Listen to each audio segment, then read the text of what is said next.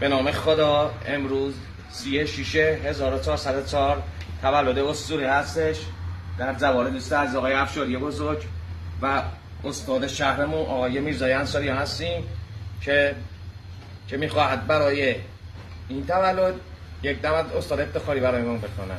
نامبرمانی این شما و این استاد انصاری ها.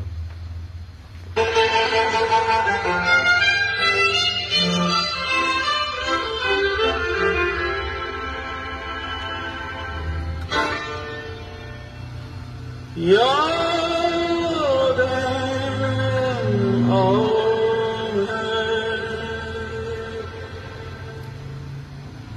شام روزگار کودکی، مستی بهار کودکی.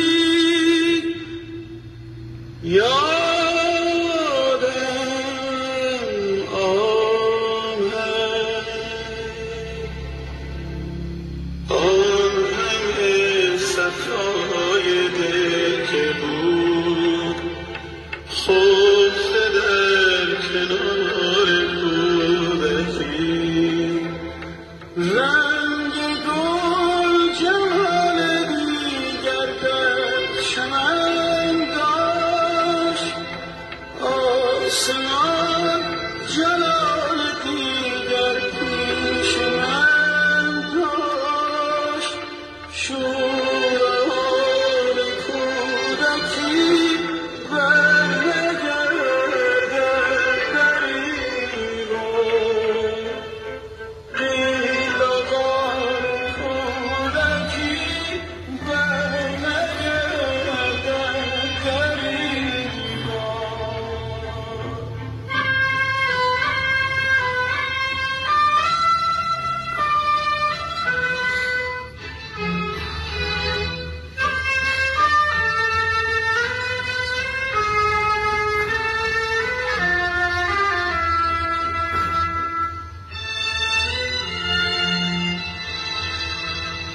به چشم